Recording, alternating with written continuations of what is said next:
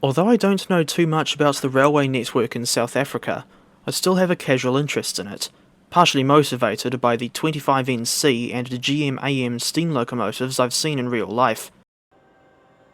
In any case, we currently have 3 payware South African routes in Train Simulator Classic, and I thought I'd revisit the first of those routes today. Coincidentally, most of the footage for this review was recorded on the same day I was watching an RK Outpost livestream, and Ryan Kinnell himself read my super chat message on stream. Now I'm even more confused over whether or not I should change the channel name. And based on Ryan's response to the super chat, I get the impression that he has no idea about the railways, let alone rail fans. Here are my 2 cents on the Pietermaritzburg to Ladysmith route, and I apologise in advance if I butcher the pronunciation of any local place names. KwaZulu-Natal Corridor, Pietermaritzburg to Ladysmith, was released on the 11th of July 2014, which makes the add-on just over 10 years old at the time of uploading. It's still available to purchase on Steam, where it costs a staggering 48 New Zealand dollars at full price. This is not a Dovetail Games product. Instead, it was made by Johan Steam and Herman K. The line is electrified at 3000 volts DC from overhead wires, and to this route's credit, it is at least fairly long, running for 191 kilometres, or 118 miles, from Pietermaritzburg to Ladysmith. There's a large freight yard at each end of the route, with Mason's Mill being a few kilometres south of Pietermaritzburg station, and Danskraal is just north of Ladysmith station. In that area, there's also a short branch off to a place called Nzanga Junction. To give an idea of where in South Africa we're talking about, Pietermaritzburg is 78.2 kilometres northeast of Durban. This route is too long to complete a full-length run in one sitting, but if you were to attempt such a daft thing, it would take at least 2 hours and 38 minutes to complete. But that is if you were to run non-stop, which I wouldn't recommend. If you stopped at all active stations, there's some disused ones on this route, then the full run would take 2 hours and 56 minutes, at the very least. In any case, this route is apparently set in 1999, but don't quote me on that. At the time of its release, it was fairly unique because we barely had any 3-foot 6-inch gauge routes in TS Classic.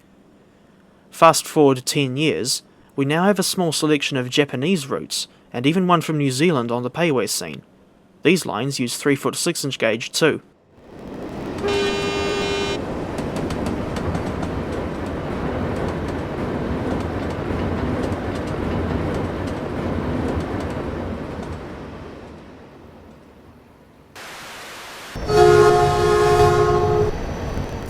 For the rolling stock offering, you get just enough to do the job, but it still leaves a lot to be desired.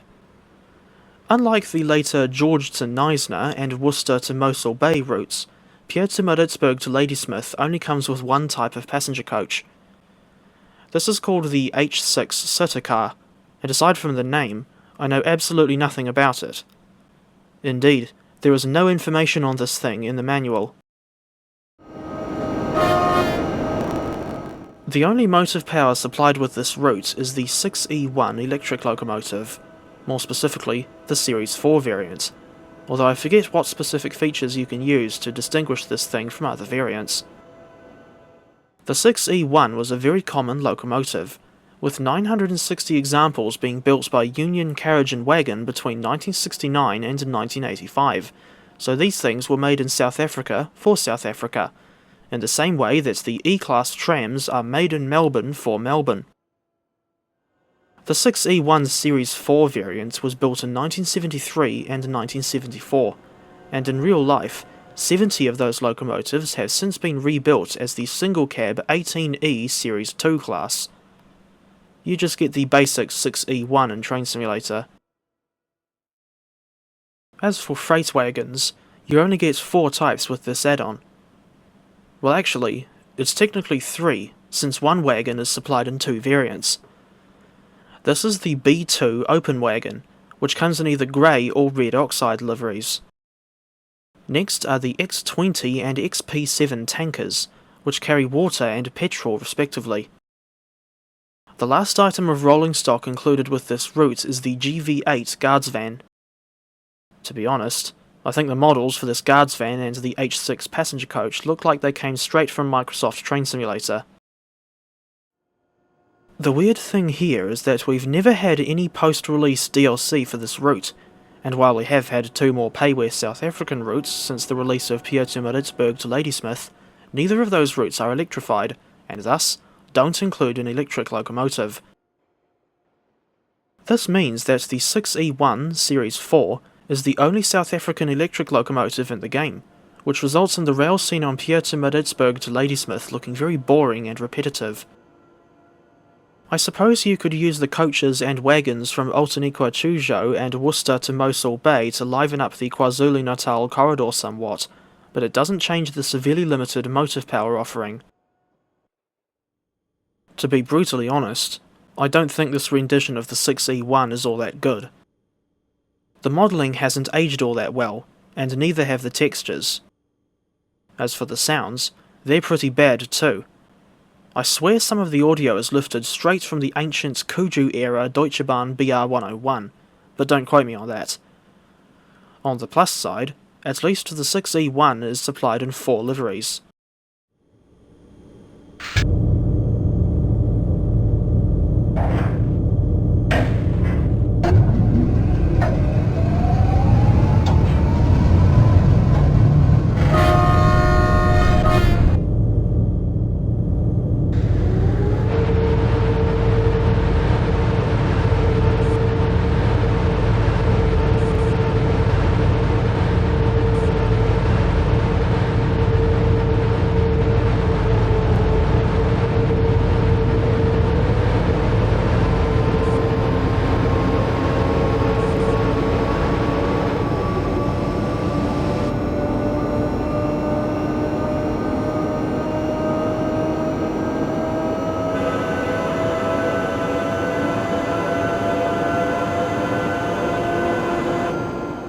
And for comparison, I set up a demonstration for the sounds on that ancient BR101 model.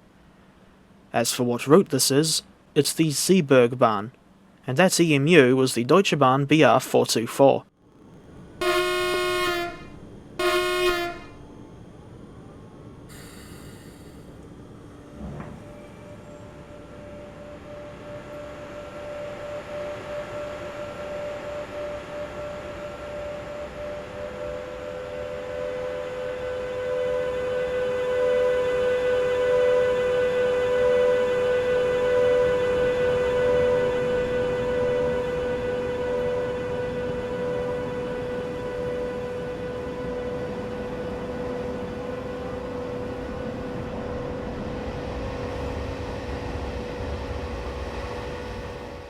Orange is my favourite of the 6E1's liveries, but all 4 of them have questionable textures, and the SAR Red with yellow stripes livery looks especially bad with its low resolution stripes that don't even line up. And the builder's plate across all liveries is very low resolution too, to the point where I can't read most of the words on it. To be fair to the 6E1, at least the shade of orange on her livery looks a damn sight better than this horrible washed out colour on the Class 37/30s from Worcester to Mosul Bay. It's labelled as orange, but it looks more like salmon pink to me. None of the unpowered rolling stock in the Pietermaritzburg to Ladysmith pack has any realistic running sounds, which can take one out of the immersion, but not as much as the scenery. More on that later. For comparison, here's the Great Western Railway 4200 class 280 tank engine, which comes with some wagons that have really good sounds. If only the South African stock had similarly high quality audio, or at the very least, any sounds at all.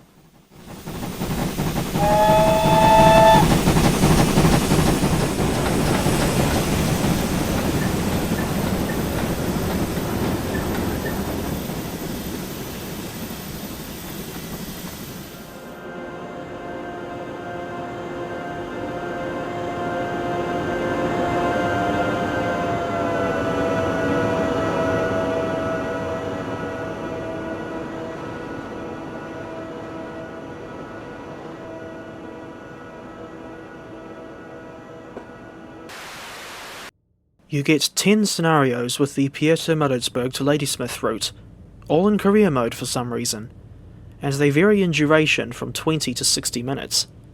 Not a single one of these scenarios is a run over the entire route. There's also a small selection of community-made scenarios available to download from Steam Workshop. Thinking back to the default scenarios, I can't verify how realistic they are because I know nothing about how the KwaZulu-Natal corridor operates in real life. I remember that one of these scenarios, called Into the Past, involves a rail tour of sorts, with two 6E1s running in a top and a tail formation with just 2 coaches. On this run from Fira to Shivilai and Colenso, you stop at a few war memorials on historic battle sites. At least, I think that's what they're meant to be. There are pop-ups throughout the scenario that give information on the locations as you approach. Another scenario that I remember well is called School Rugby Dilemma. This is a run from Rosetta to Balgowan with 6E1 hauling some H6 coaches, all to provide a replacement service after a rugby team's bus broke down. Well, it's said in the scenario that you're carrying a rugby team, but the immersion is broken from the moment you actually look in the coaches. We don't get a special version with rugby players in the seats instead of the normal passengers. There are some shunting scenarios included as well. One of them, although it's debatable whether or not this can be called a shunting scenario, is called Pick Up at Dawn, and this involves collecting wagons from the breweries in Ladysmith and dropping them off at Danskral Yard, not too far north of the station. While making this review, I found a manual for the route, and it has descriptions for all 10 scenarios and how the signalling works, amongst other important information. After playing the Pick Up at Dawn scenario, I looked at one of the industrial branch's crossings, at Madras Street, on Google Street View and saw that, as of April 2024, the branch appears to be abandoned. At least I'm pretty sure I got the right crossing. The scenery on the TS Classic version is so basic that it's hard to be sure. The speed limits vary wildly throughout the route as it winds its way through the hilly terrain. The highest speed you can get up to is 90 kilometres per hour, but most of the time you'll only be doing between 30 and 60. Whenever you need to go through a crossover, the speed limit through the points is only 15 kilometres per hour. To be honest, I think the biggest letdown on this route is the scenery. The assets are often basic or outright poorly detailed, and although this does result in high frame rates, it can still be a big visual distraction. Hell, I even noticed some old Kuju-era assets dotted about throughout the route. Nottingham Road Station sticks out in my memory as the location of some especially bad scenery. In a lot of cases, not just this one, the details hardly continue for any significant distance beyond the track, and you can clearly see where the asset placements end. It's a bit weird seeing the coal and water facilities at Mason's Mill and Danskral Yards. These are essentially just sitting there unused when there's only one South African steam locomotive in TS Classic, and to be honest, I don't think she's all that good. Actually, she's rubbish. The same point about unused infrastructure goes for the big non-electrified diesel depot at Mason's Mill, and throughout the route there are numerous non-electrified sidings. As such, the 6E1 can't even access them. And speaking of the track, something I had never noticed until very recently is the ballast texture, which doesn't match the ground texture at all. Thinking back to the 6E1 locomotive, considering the fact that the product description on Steam specifically mentions that this is the Series 4 variant, it begs the question as to why the in-game model often spawns with numbers outside of the Series 4 range. This thing should only show numbers ranging from E1446 to E1545. Unfortunately, you don't get a special variant of E1525 with the streamlined nose cone that she briefly carried in 1978. E1525 is the world's fastest 3-foot 6-inch gauge locomotive, having reached 245 km per hour on a test run in September 1978. And yes, I realise that the modified E1525 would be out of place for a route that's apparently set in 1999, but it still would have been nice to see in the game. The same cab interior model is used at both ends of the 6E1. This is unrealistic because, on the real locomotive, the handbrake wheel is only in the number 2 end cab. Incidentally, I can't remember which end of the locomotive is the number 2 end, but I know that, on the locomotives rebuilt as the 18E class, the controls in the number 2 cab were retained, but stripped out in the number 1 cab. The 18Es are really weird, if you ask me. If you take your mind off the scenery and questionable sounds on the 6E1, and the complete lack of sounds on the rolling stock, then the driving experience can be quite challenging, or at the very least, interesting. I especially like the run from Pietermaritzburg to Sadara, which involves 2 horseshoe curves at Bofton and 2 parallel single-bore tunnels just before Sadara, and these tunnels are 6 kilometres long.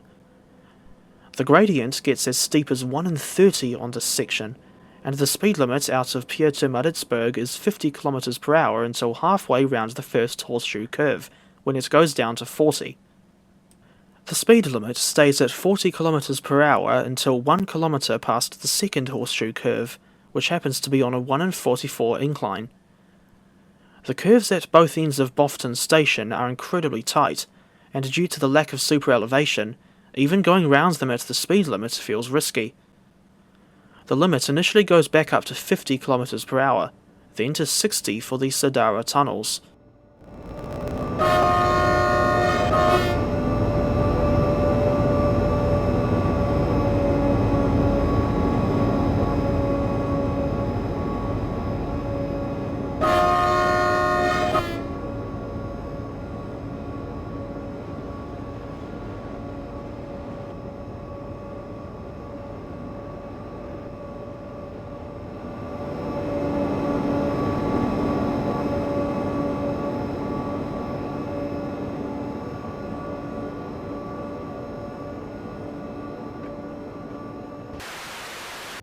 At the end of the day, I've decided that I can't recommend the Pietermaritzburg to Ladysmith add-on in Train Simulator, unless you're incredibly curious to try it out. While I still like the concept, and the driving experience is interesting, to an extent, not to mention the impressively long route coverage, the overall experience is simply spoiled by the low-quality scenery and rolling stock sounds, not to mention basic-looking models for the 6E1 locomotive and her accompanying rolling stock. This add-on is not worth that full asking price of 48 New Zealand dollars, and it's a shame that such a great concept was executed so crudely.